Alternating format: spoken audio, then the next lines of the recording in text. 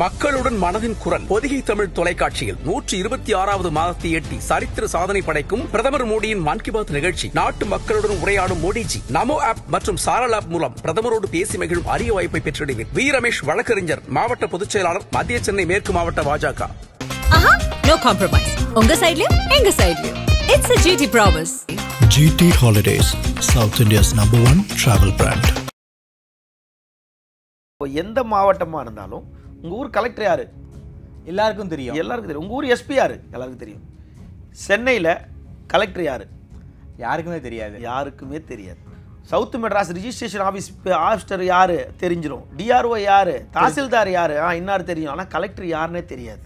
அப்படி கலெக்டர் அலுவலகம் இங்கே வர்றதுக்கு பின்னணி என்னவா இருக்கும் அப்படின்னா, இது மக்கள் பயன்பாட்டுக்கு நல்லதாக இருக்கலாம். ஆனால் உண்மையே சொல்லணும்னா ஒரு மெட்ரோ ரயில்வே ஸ்டேஷனில் இருக்க ஒரு டாய்லெட் மாதிரி நீட்டாக இருக்குது. கிளாம்பாக்கம் நீட்டாக இருக்குது. ஆனால் அதில் மாற்று கருத்தே கனெக்டிவிட்டி தான் பிரச்சனை.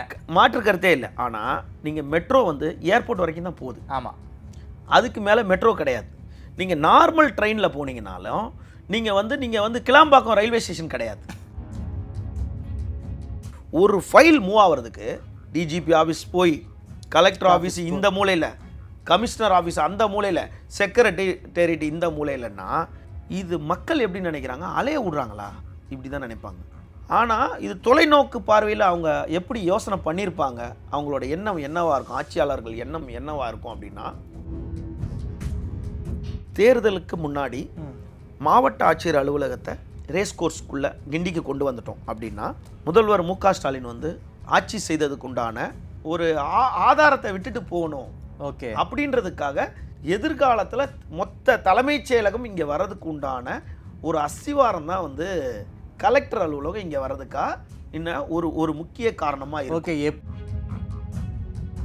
தலைமைச் செயலகம் எதிர்காலத்தில் உறுதியாக ரேஸ் கோர்ஸில் வர்றதுக்கு உண்டான ஒரு முத்தாய்ப்பான ஒரு முதல் விஷயம்தான் இந்த மாவட்ட ஆட்சியர் அலுவலகம் இதில் வருதுன்றது தான் மக்களோட கருத்தாக இருக்குது. ஆதனையர்களுக்கு அன்பு வணக்கம். இன்று நம்மோடு பத்திரிகையாளர் திருமிகு விமலேஸ்வரன் அழைந்துள்ளார். வணக்கம் விமல் சார். வணக்கம். நல்லா இருக்கீங்களா சார்? நல்லா இருக்கும் சார். அதாவது வட சென்னையில் தான் சென்னையினுடைய கலெக்டர் ஆஃபீஸ் என்பது இருக்குது. ஒரு பழைய கட்டிடம், அது வந்து வெள்ளைக்காரர்கள் காலத்து கட்டிடம். அங்கேயே கோர்ட்டும் இயங்குது, அதே போல் வந்து கலெக்டர் ஆஃபீஸும் இயங்குது. ஸோ அங்கே ஒரு இட நெருக்கடி இருக்குது. அதன் காரணமாக வந்து தென் சென்னைக்கு நமது தொகுதிக்கு உட்பட்ட இடத்துல புதிய கலெக்டர் ஆஃபீஸ் அமையும்னு மாண்புமிகு சுகாதாரத்துறை அமைச்சர் மாசு அவர்கள் ஒரு ட்வீட் ஒன்று போட்டிருந்தார். அவர் ட்வீட்டில் போட்ட மாதிரியே சென்னைக்கான ஒரு புதிய ஆட்சியர் அலுவலகம் என்பது கிண்டியில் வரப்போகுது. கிண்டியில் எங்கே வரப்போகுதுன்னு தெரியல. குறிப்பாக ரேஸ் கோர்ஸில் வரப்போதா, கிண்டியில் எந்த இடத்துல வரப்போகுதுன்னு இப்போ வரைக்கும் ஒரு கிளாரிஃபை தெரியல. ஒரு கிட்டத்தட்ட ஒரு 4 ஏக்கரில் வந்து அந்த கலெக்டர் ஆஃபீஸ், அதே போல் வந்து முகாம் அலுவலகம், அங்கே இருக்கக்கூடியவங்களுக்கான குவார்ட்டர்ஸ் அப்படின்னு அமைய போகுதுன்னு சொல்கிறாங்க. குறிப்பாக வடசென்னையிலிருந்து தென் சென்னையை நோக்கி புதிய கலெக்டர் ஆஃபீஸ், சென்னையின் கலெக்டர் ஆஃபீஸ் வருது. இதற்கு பின்னணியில் என்ன நடந்திருக்கு? இட நெருக்கடி தான் காரணமா, இல்லை அரசியல் காரணங்களுக்காக தென் சென்னைக்கு கலெக்டர் ஆஃபீஸ் தான்? இந்த பின்னணி பற்றி எங்களுக்காக சொல்லுங்கள் சார். கண்டிப்பாக. அதாவது வட சென்னையில் தான் வந்து வட சென்னையோட துவக்கம். அங்கே தான் சிங்காரவேலர் மாளிகையில் தான் வந்து பரம்பரையாலாம் கலெக்டர் அலுவலகம் அங்கே கிடையாது. 1997 வரைக்கும் எழிலகத்தில் தான் இருந்துச்சு. இதே 97 யார் ஆட்சி காலம்னு தெரியும். அப்போது வந்து இட நெருக்கடி, எழிலகத்தில் பல அரசு சார்ந்த அலுவலகங்கள் இயங்கிக்கிட்டு இருந்தனால சிங்காரவேலர் மாளிகைக்கு, எழிலகத்துலேருந்து சிங்காரவேலர் மாளிகைக்கு ஷிஃப்ட் பண்ணுறாங்க. இப்போது அங்கே வந்து இப்போது சிங்காரவேலர் மாளிகையில் ஒரு 10 நீதிமன்றங்கள் இருக்குது. ஆமாம், 10 நீதிமன்றங்கள்னால் 10 அப்படின்னா இந்த குண்டர் தடுப்பு சட்டத்தில் அடைக்கிறவங்க அங்கே கொண்டுட்டு வர்றது இருக்குது. அந்த போர்டுக்கு நிறைய நீதிமன்றங்கள், சின்ன சின்ன நீதிமன்றங்கள் அங்கே இருக்குது. அது இல்லாமல் பல அரசு அலுவலகங்களும் அதில் இருக்குது. அந்த கட்டிடம் பார்த்திங்கன்னா 100% அந்த இடம்னா அதில் 50% கட்டிடம், 50% பார்க்கிங் தான் இருக்கும். அவ்வளோ வாகனங்கள் அங்கே நிற்கப்பட்டிருக்கும். அதுக்கு பக்கத்தில் பார்த்திங்கன்னா அந்த கஸ்டம்ஸ் ஹவுஸு அப்படியே தனியாக ஆர்பாருக்கு, போர்ட்டுக்கு ஏற்ற மாதிரிலாம் இருக்கும். இப்போது உதாரணம் பார்த்திங்கன்னா கடந்த சில மாதங்கள் முன்னாடி குறளகம் இருக்குது. ஆமாம், குறளகத்தில் வந்து நூற்றுக்கணக்கான அலுவலகங்கள் இருந்துச்சு. கீழே வந்து தனியார் கடைகள் இருந்துச்சு, காதி இருந்துச்சு, ஆவின் இருந்துச்சு, இந்த மாதிரிலாம் இருந்துச்சு. அந்த குறளகம் பில்டிங் வந்து ரொம்ப பழுதாக ஆனதுக்கு பிறகு, ரொம்ப பழைய பில்டிங்கிறனால குறளகத்தில் இருக்க அலுவலகங்கள் அனைத்துமே வந்து அது கட்டி முடிக்கிற வரைக்கும் எல்லாருக்கும் அங்கே காலியாக போகுதுன்னு சொல்லி அங்கே இருந்த மாவட்ட பதிவாளர், வடசென்னை மாவட்ட பதிவாளர் அலுவலகமாக இருக்கட்டும், தொழிலாளர் நல ஆணையர் அலுவலகமாக இருக்கட்டும், இது எல்லாமே தனித்தனியாக போய் தற்போது அது கட்டி முடிக்கிற வரைக்கும் தனியார் கட்டிடங்களில் வாடகைக்கு போயிருக்கு. ஆமாம். இப்போது கலெக்டர் அலுவலகம், இப்போ ஒரு விஷயம் கேட்டிங்கன்னா, தஞ்சாவூரில் கலெக்டர் யார் அப்படின்னு கேட்டால் எல்லாருக்கும் தெரியும். ஆமாம். எஸ்பி ஆமாம், பிரியங்கா பங்கஜம் கலெக்டராக இருக்காங்க. இப்போ எந்த மாவட்டமாக இருந்தாலும் உங்கள் ஊர் கலெக்டர் யார் எல்லாருக்கும் தெரியும். எல்லாருக்கும் தெரியும். உங்கள் ஊர் எஸ்பி யார் எல்லாருக்கும் தெரியும். சென்னையில் கலெக்டர் யார் யாருக்குமே தெரியாது. யாருக்குமே தெரியாது. ஏன்னா சென்னை வந்து தமிழ்நாட்டுடைய தலைநகரம், அதனால வந்து சிஎம் அது சார்ந்த செய்திகள், அரசாங்கம் சார்ந்த அதே செய்திகள் தான் மாதிரி முக்கியத்துவம். அதே மாதிரி நீங்கள் அவுட் சைடர் மற்ற டிஸ்ட்ரிக்ட் பார்த்தீங்கன்னா, ஒன்று கலெக்டர் அலுவலகமும் எஸ்பி அலுவலகம், இது ரெண்டுமே வந்து ஒன்று நகரத்துக்குள்ளே இருக்கும், இல்லாட்டா நகரத்துக்கு வெளியே இருக்கும். இல்லாட்டி நகரத்துக்கு வெளியே. ஆனால் ரெண்டுமே ஒரே இடத்துல இருக்கும், ரொம்ப தொலைவில் இருக்காது. ஆமாம். எஸ்பி அலுவலகம், கலெக்டர் அலுவலகம். இப்போது இங்கு வந்து கலெக்டர் அலுவலகத்துக்கு நம்ம நேரடியாக எல்லாருமே போக வேண்டிய வாய்ப்புகள் ரொம்ப கம்மி. அதனால நம்மளுக்கு கலெக்டர் யாருன்னே தெரியல. சென்னையை பொறுத்த வரைக்கும் கலெக்டர் ஒரு அன்சங் ஹீரோ தான், யாருக்குமே தெரியாது. ஆனால் சென்னையிலேருந்து தனியாக பிரிக்கப்பட்டிருக்கு. இந்த பக்கம் செங்கல்பட்டு, இந்த பக்கம் காஞ்சிபுரம், இந்த பக்கம் திருவள்ளூர், இப்படி பிரிக்கப்பட்டிருக்கு. இப்போது அந்த பரப்பளவை பற்றி நம்மளால் புள்ளிவிவரமாக சொல்ல முடியுமா என்னன்னு தெரியாது. அதாவது 1791 இருந்த ஒரு கணக்கெடுப்பு இருந்திருக்கு. அதுக்கப்புறம் பரப்பளவு மற்ற 10 மாவட்டங்கள் 10 இடத்துல வந்து பிரிக்கப்பட்டு 456 178 சதுர கிலோமீட்டர்லேருந்து இன்றைக்கி சென்னை வந்து 456 சதுர கிலோமீட்டர், நினைவு சரியாக இருந்துச்சுன்னா 456 சதுர கிலோமீட்டரில் இந்த சென்னை இருக்குது, அதில் மாற்றுக்கருத்து இல்லை. ஆனால் அலுவலகங்கள் அப்படின்னு பார்க்கும்போது தலைமைச் செயலகம் இருக்குது. தலைமைச் செயலகத்துக்கு அப்புறம் நம்ம ஊரை பார்த்தீங்கன்னா டிஜிபி ஆஃபீஸ் பீச் கிட்ட இருக்குது, டிஜிபி ஆஃபீஸ்.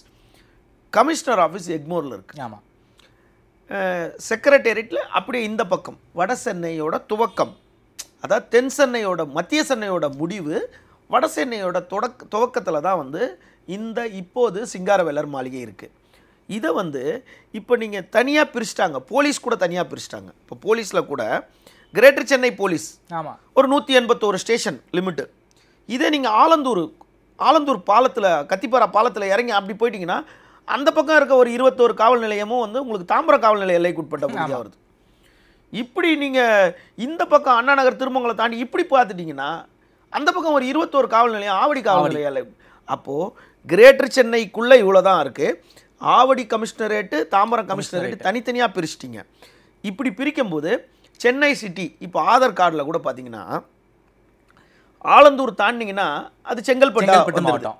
இப்படி நீங்கள் ராமாபுரம் தாண்டினீங்கன்னா அது காஞ்சிபுரம் டிஸ்ட்ரிக்ட், திருவள்ளூர் டிஸ்ட்ரிக்டாக வந்துடுது. இந்த அதாவது வடபழனியில் இந்த அவுச்சி ஸ்கூலை தாண்டிட்டிங்கன்னாவே ஆதார் கார்டில் திருவள்ளூர் பூந்தமல்லி வந்து திருவள்ளூர் டிஸ்ட்ரிக்ட் ஆகிடுது. புரியுதுங்களா? அப்படி இருக்கும்போது சென்னை மையப்பகுதி அப்படின்னு ஒன்று இருக்குது, இருதய பகுதி.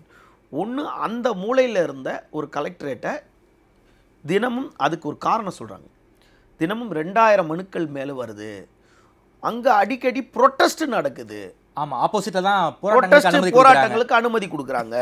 அதனால இங்கே வந்து போதுமான இடம் இல்லாத, வசதி இல்லாத, டிராஃபிக் ஜாம் ஆகுது. அதன் காரணமாக மாவட்ட ஆட்சியர் அலுவலகத்தை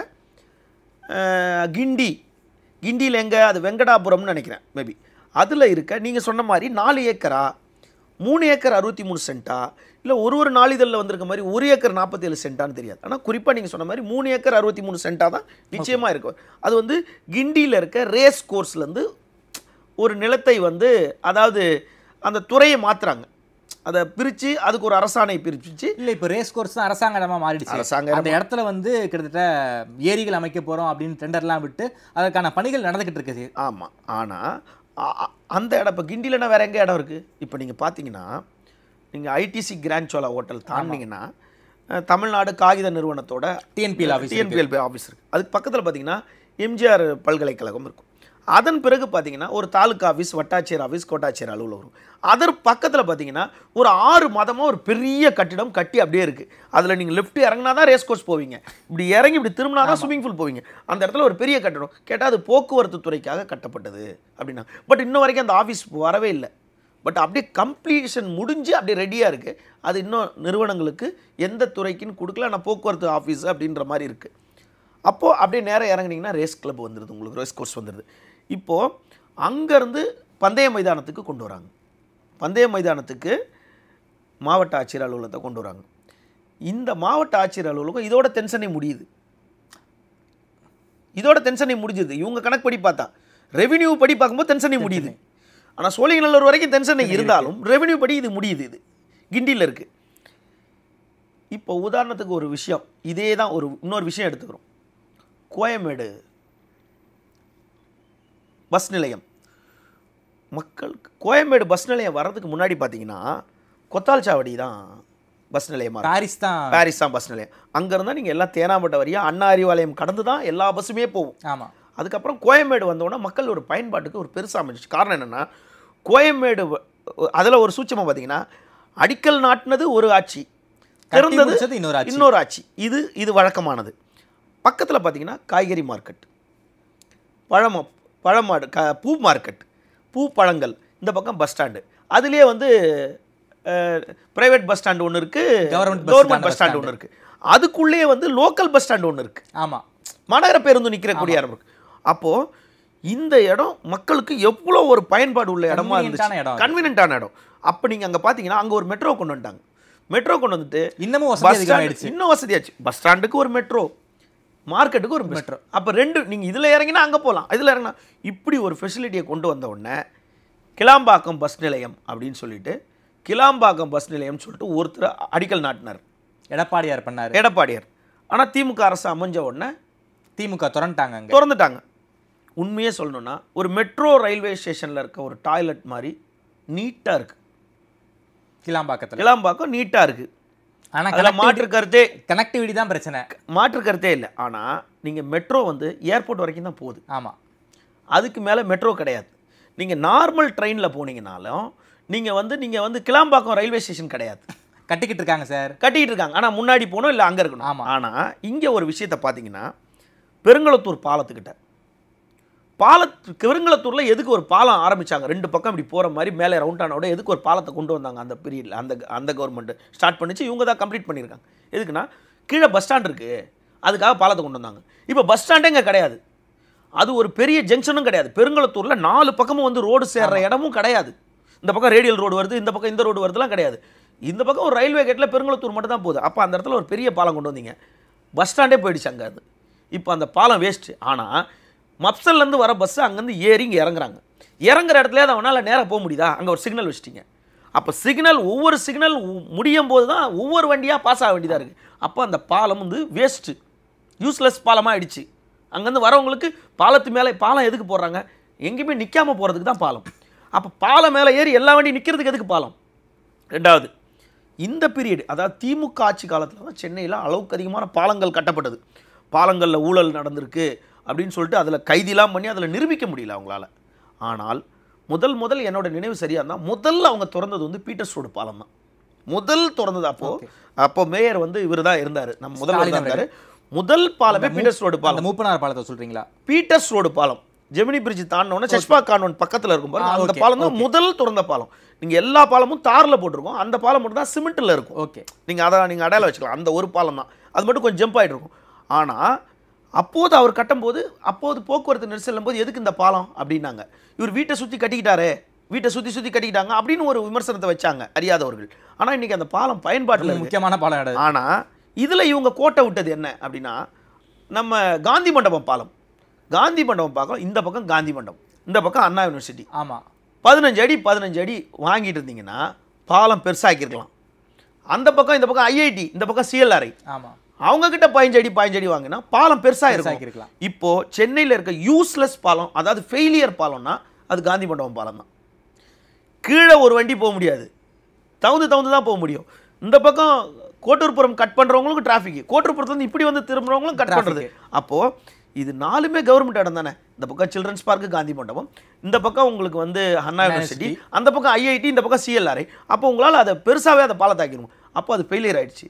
அந்த பாலத்தை இப்போ என்ன பண்ணுறாங்க, இங்கேருந்து டேக்கப் ஆகி, அதாவது கவர்னர் மாளிகை முடிஞ்சவொன்னே அங்கே டேக்கப் ஆகி மத்திய கைலாஷில் இறங்குறதுக்கு உண்டான வேலை நடக்குது. அப்போ அந்த பாலம் போடும்போது இப்போ கட்டின பாலம் வேஸ்ட் இல்லை, கட்டின பாலம் வேஸ்ட்டு. இப்போ வரப்பாலமாவது அப்படி இருக்குமா அப்படின்றது ஒரு கேள்விக்குறி. ரெண்டாவது, அதாவது எப்படி இவங்க பூமி பூஜை போட்டுட்டு அவங்க கொண்டு வந்து ஸ்கீமை கொண்டு வராங்களோ அதே மாதிரி இன்றைக்கி கோயம்பேடில் அவ்வளோ ஃபெசிலிட்டி எல்லாமே இருந்தோம், போக்குவரத்துக்கு கோயம்பேடு யாரும் போகிறதில்ல. அந்த பக்கம் வடார்காடு மாவட்டத்துக்கு போகிற ஒரு சில பயணங்க பஸ் தான் இருக்கிறத தவிர அங்கே போகிறவங்க 20% தான். இந்த பக்கம் தான் எல்லாருமே போகிறாங்க. அப்போ நீங்கள் அங்கே இருக்க அந்த ப்ரைவேட் பஸ் ஸ்டாண்ட் மட்டும் தான் அங்கே இயங்கிட்டு இருக்கு. அப்போ கவர்மெண்ட் பஸ் ஸ்டாண்ட் ஃபுல்லாக இங்கே தான் இருக்குது. அப்போது அங்கத்துக்கு போக்குவரத்துக்கு பெரிய சிரமம் ஏற்படுது. இதே மாதிரி கலெக்டர் அலுவலகத்தை இங்கே கொண்டு வந்து மாற்றுறாங்க. கலெக்டர் அலுவலகம்னா இங்கே சென்னை முழுக்க கோட்டாட்சியர், வட்டாட்சியர், ஆர்ஐ, வருவாய் ஆய்வாளர், இவ்வளோ பேரை இருக்கிறாங்க அங்கங்கே. அதனால் நம்மளுக்கு கலெக்டர் பேர் தெரியாது. சவுத் மெட்ராஸ் ரிஜிஸ்ட்ரேஷன் ஆஃபீஸர் யார் தெரிஞ்சிடும், டிஆர்ஓ யார், தாசில்தார் யார், இன்னார் தெரியும். ஆனால் கலெக்டர் யாருன்னே தெரியாது, நம்மளுக்கு தெரியாது. ஏன்டா அவங்க தெரிய போகிறதும் இல்லை. அப்படி கலெக்டர் அலுவலகம் இங்கே வர்றதுக்கு பின்னணி என்னவா இருக்கும் அப்படின்னா, இது மக்கள் பயன்பாட்டுக்கு நல்லதாக இருக்கலாம் அப்படின்னு ஒரு மக்கள் பயன்பாட்டுக்கு தான் கொண்டு வராங்க. அவங்க வீடு கட்டல, கலெக்டர் ஆஃபீஸ் தான் கட்டுறாங்க. ஆனால் ஒரு சட்டமன்றம் நடந்துக்கிட்டு இருக்குது, சட்டமன்றம் நடந்துக்கிட்டே இருக்குது, எல்லாத்துக்குமே சட்டமன்றம் நடக்குது. அப்போது போலீஸ் மானியமாக இருந்தாலும் டிஜிபி அலுவலகம் தான் அந்த ஃபைல் ரெடி பண்ணாமா. அப்போது மற்ற மானியமாக இருந்தாலும் கலெக்டர் ஆஃபீஸ் கிட்ட தான் எல்லாமே டாக்குமெண்ட்லாம் போகும். அப்போது ஒரு ஃபைல் மூவ் ஆகிறதுக்கு ஒரு பர்மிஷன், சென்னை சிட்டிக்குள்ளே ஒரு ப்ரொட்டஸ்ட் நடத்துறதுக்கு கமிஷனர் ஆஃபீஸில் மனு கொடுப்பாங்க. அந்த ஃபைல் எங்கே வரும், மாவட்ட ஆட்சியர் ஒப்புதலுக்கு வரும். மாவட்ட ஆட்சியர் பரிந்துரை செய்யணும், இல்லை ஒரு சிலதை வந்து அவங்களே பண்ணுவாங்க. அப்போ ஒரு ஃபைல் மூவ் ஆகிறதுக்கு டிஜிபி ஆஃபீஸ் போய், கலெக்டர் ஆஃபீஸ் இந்த மூலையில், கமிஷனர் ஆஃபீஸ் அந்த மூலையில், செக்ரட்டேரியட் இந்த மூலையிலன்னா இது மக்கள் எப்படி நினைக்கிறாங்க, அலைய விடுறாங்களா, இப்படி தான் நினைப்பாங்க. ஒன்று எல்லாரோட எதிர்ப்பு இப்படி தான் இருக்கும், ஏன் கலெக்டர் ஆஃபீஸ் மட்டும் இங்கே வருது அப்படின்னு நினைப்பாங்க. ஆனால் இது தொலைநோக்கு பார்வையில் அவங்க எப்படி யோசனை பண்ணியிருப்பாங்க, அவங்களோட எண்ணம் என்னவாக இருக்கும், ஆட்சியாளர்கள் எண்ணம் என்னவாக இருக்கும் அப்படின்னா, சென்ட் ஜார்ஜ் கோட்டை அது வந்து பல ஆண்டுகளாகவே வந்து அவங்க இராணுவத்தோட இடம், அதை வந்து அவங்க வந்து வெக்கேட் பண்ண சொல்லி அவங்க நோட்டீஸ் கொடுத்துட்ருக்காங்க அப்படின்னு பல ஆண்டுகளாக இந்த இது இருந்துகிட்டு இருக்கு. அதன் காரணமாக தான் கலைஞர் புதுசாக கட்டினார். அதன் காரணமாக தான் கலைஞர் புதுசாக கட்டினார். ஆனால் அதுக்கு முன்னாடி அவர் பார்த்த இடம் கோட்டுப்புறம் அந்த சைடு தான் பார்த்தாங்க. ஓகே, தலைமைச் செயலகத்தை அந்த பக்கம் பார்த்தாங்க, இந்த காந்தி மண்டபம் அந்த சைடில் பார்த்தாங்க. அது செட் ஆகலை அவங்களுக்கு, போக்குவரத்து செட் ஆகல. அதனால் அந்த இடத்துல லைப்ரரியை கட்டியாச்சு. அதுக்கப்புறம் லைப்ரரி, ஆனால் அது பத்தாது. ஆனால் தலைமைச் செயலக மருத்துவமனையை எடுத்துக்கலாம், தலைமைச் செயலகம் தான். தலைமைச் செயலகத்தை பார்த்து கட்டினார் கலைஞர். பார்த்துட்டு காலையில் அது ஓப்பனிங்க்கு முன்னாடி கூட டெய்லி போய் மீனுக்கு தீனி போட்டுக்கிட்டு இருந்தார். ஆமாம். ஆனால் அந்த ஆட்சி வந்த உடனே அதை மருத்துவமனையை ஆக்கிட்டாங்க. ஒரு நாள் கூட அதில் தலைமைச் செயலகம் நடக்கவே இல்லை. ஓகேங்களா, திரும்பவும் அங்கே தான் தலைமைச் செயலகம் இயங்கிட்டே இருக்குது. இதன் வெளிப்பாடு இப்போ ஒரு அதாவது அந்த பில்டிங் யூஸ்லெஸ் பில்டிங் இல்லாமல் இன்றைக்கி அது பெரிய உடல் உயிரை காப்பாற்றக்கூடிய ஒரு ஹாஸ்பிட்டலாக மாறிட்டு இருக்கு. ஆனால் செல்வி ஜெயலலிதா அவர்களோட ஆட்சி காலத்தில் அவங்க என்ன பண்ணுறாங்க, சீஃப் ஆஃபீஸ் பக்கத்தில் தான் செக்ரட்டேரியட் இருக்கணும் அப்படின்ட்டு, இந்த பக்கம் டிஜிபி ஆஃபீஸ், இந்த பக்கம் குயின் மேரிஸ் கல்லூரியில் தான் வந்து தலைமைச் செயலகம் இருக்கணும் அப்படின்னு சொல்லிட்டு அவங்க வந்து அதுக்கு உண்டான பேச்சுவார்த்தையில் இருக்காங்க. இந்த பேச்சுவார்த்தையில் இருக்கும்போது அப்போது திமுக வந்து என்ன பண்ணுது, போராட்ட ஆர்ப்பாட்டத்தை முன்னெடுக்குது. அப்போ மாணவர்கள்லாம் வந்து என்ன பண்ணுறாங்க, மாணவிகள் தானே, குயின் மேரிஸில் மாணவிகள் தானே, அவர்கள் என்ன பண்ணுறாங்க, அது ரொம்ப பெரிய இடம், நீங்கள் அது பின்னாடி பார்த்தா நிறையா இருக்குது. ஓகே, அதாவது ஓப்பன் ஸ்கூல் ஆஃப் என்பிஓலாம் இருக்குது, நேஷனல் ஓப்பன் ஸ்கூலிங்லாம் இருக்குது, பெரிய இடம். வெளியே பார்க்கும்போது தான் குயின் மேரிஸ் கல்லூரி சின்னதாக இருக்கும். அப்போது உள்ளிருப்பு போராட்டங்கள்லாம் மாணவிகள் பண்ணாங்க. அப்போது கூட இப்போது இருக்க முதல்வர் வந்து சிவரேறி உள்ளே போயிட்டு போராட்டக்காரர்களை தூண்டுனாங்கன்ட்டு அவர் மேலே வழக்கெல்லாம் பதிவு செய்யப்படுது. முதல்வர் மு க ஸ்டாலின் பேரில் வழக்கெல்லாம் பதிவு செய்யப்படுது. அவங்க எப்படின்னா, இது சீஃப் ஆஃபீஸ் இங்கே, அப்போ அங்கேயே வரக்கூடாதுன்னு. அப்போது என்ன பிளான், டிஜிபி ஆஃபீஸை மாற்ற முடியாது, டிஜிபி ஆஃபீஸ் இங்கே தான் இருக்குது, கமிஷனர் ஆஃபீஸை மாற்ற முடியாது, அங்கே தான் இருக்குது. அப்போ செக்ரட்டேரியட் இங்கே தான் இருக்குது. அப்போ செக்ரட்டேரியட்டை சார்ந்து தான் இந்த இதுவும் இருக்கணும். இப்போது குறளகம் கட்டிகிட்டு இருக்கீங்க, குறளகம் கட்டினோன்னா அந்த இடம் பாரிஸ் கார்னர், இந்த பக்கம் நீதிமன்றம், இந்த பக்கம் கலெக்டர் ஆஃபீஸ். அப்படின்னும் போது அந்த இடத்துல கலெக்டர் ஆஃபீஸ் வர்றதுக்கு ஒரு வாய்ப்பு இருந்தால் எல்லாமே பக்கத்தில் குள்ளேயே இருக்கும். சென்ட்ரல் மெட்ராஸ்லேயே இருக்கும். ஆமாம், அது மத்திய சென்னைக்குள்ளே தானே வரும். அந்த இடம் மத்திய சென்னையா வட சென்னையா நடுவில் தான் இருக்குது அந்த இடம், அங்கே வரும். ஆனால் இவர்கள் ரேஸ் கோர்ஸுக்கு வந்து அந்த வெங்கடாபுரத்துலேருந்து அதை பிரித்து அதுக்கு ஒரு நிறைய ஃபார்மாலிட்டிஸ் இருக்குது. இப்போ அந்த இடம் வந்து வேற ஒரு துறையில் இருக்கும், அந்த துறையிலேருந்து கலெக்டர் ஆஃபீஸ், ஆமாம் இதுக்கு வரணும், நில வருவாய்த்துறைக்கு மாற்றணும், வருவாய்த்துறையிலேருந்து இவங்க எடுக்கணும், இந்த மாதிரி ஜியோ தான் போட்டிருக்காங்க. இன்றைக்கி உடனே போல இந்த இடம் இந்த ப்ராசஸ் ஆகிட்டு இருக்கு, இந்த ஜியோ ப்ராசஸ் ஆகி இந்த கட்டிடம் கட்டி முடித்து மாவட்ட ஆட்சியர் அலுவலகம் அங்கே வர வரைக்கும் சிங்காரவேலர் மாளிகையில் தான் இயங்கும் அப்படி சொல்லிட்டாங்க. பட் எழிலகம் இப்போ குரலகம் கட்டி முடிச்சோன்னா எழிலகம் பழசாயிடும். ஏன்னா எழிலகம் வந்து ஒரு மரபார்ந்த கட்டிடம், அங்கே வந்து ஏற்கனவே ஒரு தீ விபத்து நடந்திருக்கு, அங்கே வந்து பெரிய இது பண்ண முடியாது. பழைய இப்போ இது குரலகம் கட்டி முடிச்சோன்னா அதுக்கு ஒரு வயசாயிடும்ல. ஆமாம், இப்போ அது கட்டி முடிச்சோன்னா அந்த இடத்துல கட்டுறதுக்கு வாய்ப்புகள். குரலகம் கூட வந்து நவீன கட்டிடம் ஈஸியாக பண்ணிடலாம். ஆனால் எழிலகம் வெள்ளக்காரன் காலத்து பில்டிங்கு, அதுக்கு வந்து புதுமை பழமை மாறாமல் புதுப்பிக்கணும். அந்த அது ஒரு பெரிய டாஸ்க் அது. ஆமாம், ஆனால் பெரும்பாலும் இதோட முன்னுதாரணமாக என்ன இருக்கும், இதை முதல் விஷயத்தை எப்படி நவுத்துறாங்கன்னா, தேர்தலுக்கு முன்னாடி மாவட்ட ஆட்சியர் அலுவலகத்தை ரேஸ் கோர்ஸ்க்குள்ளே கிண்டிக்கு கொண்டு வந்துட்டோம் அப்படின்னா முதல்வர் மு.க. ஸ்டாலின் வந்து ஆட்சி செய்ததுக்கு உண்டான வரலாற்றில் இடம் பிடிக்கிறதுக்காக ஆஃப்டர் எலெக்ஷன் ஓகே சட்டமன்றத்தையே ரேஸ் கோர்ஸ்க்குள்ளே கொண்டு வந்துடலாம் அப்படின்னா வரலாற்றில் ஒரு பேர் வந்துடும். அந்த மைண்ட் செட்டில் இருக்காங்களா?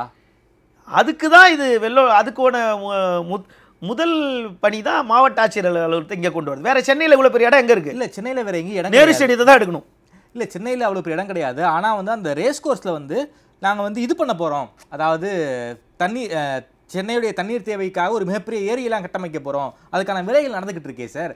அதே இடத்துல வந்து எப்படி வந்து கலெக்டர் ஆஃபீஸ் அதே போல் வந்து ஒரு விஷயம் நீங்கள் தெரிஞ்சுக்கணும், இந்த கலெக்டர் அலுவலகம் வந்து இப்போ கட்டுறதுக்கு உண்டான ஜியோ பாஸ் பண்ணியிருக்கிறது நீங்கள் சொன்ன மாதிரி 4 ஏக்கரா, இல்லை நான் சொன்ன மாதிரி 3 ஏக்கர் 63 சென்ட்டா, இல்லை ஊடகங்களில் வந்த மாதிரி 1 ஏக்கர் 47 சென்ட்டான்னு நம்மளுக்கு தெரியாது. ஆனால் மொத்தமே ஒரு 4 ஏக்கர், 4 ஏக்கருக்குள்ளே தான். ஆனால் ரேஸ் கோர்ஸ் வந்து 160 ஏக்கர் சொச்சம் உள்ள நிலம். 160 ஏக்கர், 160 ஏக்கருக்கும் 160 ஏக்கர்னு கணக்கு வச்சுக்கலாம்.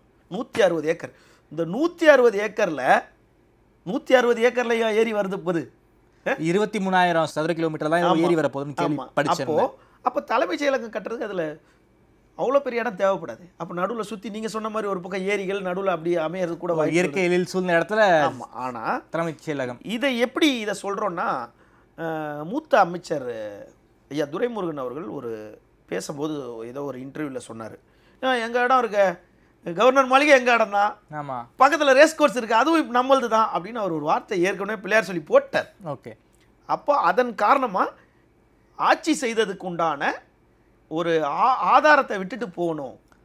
ஓகே, அப்படின்றதுக்காக எதிர்காலத்தில் மொத்த தலைமைச் செயலகம் இங்கே வர்றதுக்கு உண்டான ஒரு அஸ்திவாரம் தான் வந்து கலெக்டர் அலுவலகம் இங்கே வர்றதுக்காக இன்னும் ஒரு முக்கிய காரணமாக இருக்கு. ஓகே, எப்போ கலைஞர் எப்படி ஒரு புதிய சட்டமன்ற கட்டத்தை வந்து ஓமந்தூராரில் பண்ணாரோ அதே மாதிரியான ஒரு முன்னேற்பாடை வந்து ஸ்டாலின் அவர்கள் ரேஸ் கோர்ஸில் பண்ண போகிறதுக்கான பிள்ளையார சொல்லி தான் இந்த கலெக்டர் ஆஃபீஸுங்கிறீங்களா? நிச்சயமாக இருக்கும்ன்றது தான் எல்லாரும் சொல்கிறது. அதை வந்து நம்ம வந்து நம்மளோட கருத்து இல்லை, பலரோட கருத்து என்னன்னு கேட்டால், இன்றைக்கி ஏதோ ஒரு கலெக்டருக்கு நம்ம சென்னையில் எவ்வளோ பெரிய இம்பார்ட்டன்ஸ், டாக்குமெண்ட் வைஸ் தான் இம்பார்ட்டன்ஸே தவிர அவங்க மீடியாவை சந்திக்கிறதோ அவங்க பிரசன்ஸோ அவங்க யார் என்னன்னு தெரியாது. பட் எல்லா டாக்குமெண்ட்டும் கலெக்டரோட ஆஃபீஸில் இருந்தால் நியூஸில் கூட வந்து கலெக்டர் பேரும் வராது, கலெக்டர் ஃபோட்டோவும் வராது. நீங்கள் எந்த ஒரு ஆவணம் எடுத்தீங்கனாலும், எந்த மாவட்ட பதிவாளர் இதில் ஆர்டிஓ என்கொயரி எதாக இருந்தாலும் அதோட ஒப்புதல் அவங்களுக்கு போயிடும், கலெக்டர் ஆஃபீஸ்க்கு போகும், இல்லை அதோட நகல் அவங்களுக்கு போகும். ஆனால் அவங்க யாருன்னு யாருக்கு தெரியும், அதுதான் இங்கே கலெக்டர் ஆஃபீஸ். நம்ம சென்னையை தாண்டி வெளியே போகணும்னு வச்சுக்கோங்களேன், அந்த மாவட்ட செய்திகளில் கலெக்டர் ஃபோட்டோ இல்லாமல் நியூஸே வராது. கலெக்டர் தான் மாவட்டம்னா கலெக்டர் தான், கலெக்டர் எஸ்பி தான். அப்படின்னும் போது கலெக்டர் சார் அந்த ஃபோட்டோ நியூஸ் இல்லாமல் நியூஸே வராது. ஆனால் சென்னையை பொறுத்த வரைக்கும் இது சாபக்கேடு. வரைக்கும் இப்போது பாலங்களால் பாலங்கள் கட்டுறாங்க, பாலங்கள் கட்டி பிடிக்கிற வரைக்கும் மக்கள் அவதிப்படுறாங்களா இல்லையா? நிச்சயமா. இப்போ மெட்ரோ ஒர்க் போயிட்டு இருக்கு, இது மழை டைமில் எந்த இடத்துல கம்பி இருக்குன்னு தெரியல, வேற அது ஒன்றும் பண்ண முடியாது. ஆனால் பெட்ரோல் விலைவாசியை நீங்கள் பார்க்கும்போது ஒரு சிக்னலில் இப்போ யூட்டன் எடுக்க முடியாது. இப்போ வர வண்டிகள் வாகனத்தை பார்த்தீங்கன்னா ஒரு லிட்டர் பெட்ரோலுக்கு 25-30 கிலோமீட்டர் தர வாகனங்கள் தான் இன்றைக்கி, இருசக்கர வாகனங்கள் தான் 90% நபர்கள் கிட்ட இருக்குது. என்கிட்ட இருக்க வாகனம் உங்கள்கிட்ட 30 தான் தரும் இந்த டிராஃபிக்கில். அப்போ 30 தான் தரும்னா நீங்கள் 1 லிட்டர் பெட்ரோல் போட்டிங்கன்னா நீங்கள் இங்கே யூட்டர்ன் பண்ண முடியாது. நீங்கள் 1 கிலோமீட்டர் போய் யூட்டர்ன் பண்ணும்போது அப்போ 2 கிலோமீட்டர் ஆகிடுது. அப்போ உங்கள் வீட்டுக்கு போனோன்னா கூட நீங்கள் அங்கே போய் யூட்டர்ன் எடுத்துட்டு வரணும். அப்போ எல்லா இடத்துலையுமே சிக்னலில் லெஃப்ட் ரைட் எடுக்கவே முடியாது. எந்த சிக்னலே லெஃப்ட் ரைட் கிடையாது. அதை தாண்டி போய் யூட்டர்ன் போடணும், இல்லை அதுக்கு முன்னாடி யூட்டர்ன் போடணும், இல்லை போய் சுற்றிட்டு வரணும். இப்படி எல்லா இடத்துலையுமே மெட்ரோ நடந்துகிட்டு இருக்கு. பாலங்கள் போட்டுக்கிட்டு இருக்காங்க. இப்படி இருக்கும்போது இந்த பாலங்கள் சீக்கிரம் முடியணுன்றது மக்கள் ஒரு அவதியில் இருந்தாலும் மாவட்ட ஆட்சியர் அலுவலகம் இங்கே வரும்போது என்னென்ன மாற்றங்கள் நிகழும் அப்படின்னத கட்டிடம் உருவாகும் போது அது மாவட்ட ஆட்சியர் அலுவலகம் முகாமோட சேர்த்து அலுவலகம் வருதா, மற்ற அரசு சார்ந்த அலுவலகங்களும் அதில் இயங்குதான்றதை வரும்போது பார்க்கும்போது தான் தெரியும். ஆனால் தலைமைச் செயலகம் எதிர்காலத்தில் உறுதியாக ரேஸ் கோர்ஸில் வர்றதுக்கு உண்டான ஒரு முத்தாய்ப்பான ஒரு முதல் விஷயம்தான் இந்த மாவட்ட ஆட்சியர் அலுவலகம் இதில் வரதுன்றது தான் மக்களோட கருத்தாக இருக்குது. சார் ரொம்ப நன்றி சார். குறிப்பாக சென்னையுடைய புதிய கலெக்டர் ஆஃபீஸ் கிண்டிக்கு வரப்போது பின்னாடி இருக்கக்கூடிய நுட்பமான அரசியலை விரிவாக பேசியிருக்கீங்க. தமிழ்நாட்டுடைய ஒரு புதிய நாடாளுமன்ற கட்டிடம் கிண்டி ரேஸ் கோர்ஸில் அமைவதற்கான ஒரு புதிய முன்னேற்பாடு தான் சென்னையினுடைய ஒரு புதிய கலெக்டர் ஆஃபீஸ் கிண்டிக்கு வரப்போகுதுன்னு சொல்லியிருக்கீங்க. அதே போல் சென்னை மக்களுடைய மனக்குமுறலை ரொம்ப விரிவாக பேசியிருக்கீங்க சார். அதாவது பாலங்களால் ஏகப்பட்ட பிரச்சனை, மெட்ரோவால் ஏகப்பட்ட பிரச்சனை, அதற்கு பதிலே மெட்ரோ ஒர்க்ஸ் நடந்துட்டு இருக்க அந்த ப்ளூ பெயிண்ட் பின்னாடி எழுதியிருப்பாங்க inconvenience today for better tomorrow. அதுக்கான ஒரு பெட்டரான ஒரு நாளை அமைவதற்காக நாம் இன்றைக்கு ஒரு இடத்துல பெட்டர் அமைஞ்சோம்னா அடுத்தது தான் இன்கன்வீனியன்ஸ் ஆயிடுது. அடுத்து ஒரு பாலம் வந்துருது, கீழே மெட்ரோ போகுது, உடனே சைதாப்பேட்டில் மேலே ஒரு பாலம் வருது. இப்போ அப்படின்னு சென்னை மக்களுடைய மனக்குமுறல்களை ரொம்ப விரிவாக பேசியிருக்கீங்க. ஒரு பின்னாடி இருக்கக்கூடிய நுட்பமான அரசியலையும் பேசியிருக்கீங்க. நேர்ல பேசியமைக்கு நன்றி மல் சார். மிக்க நன்றி.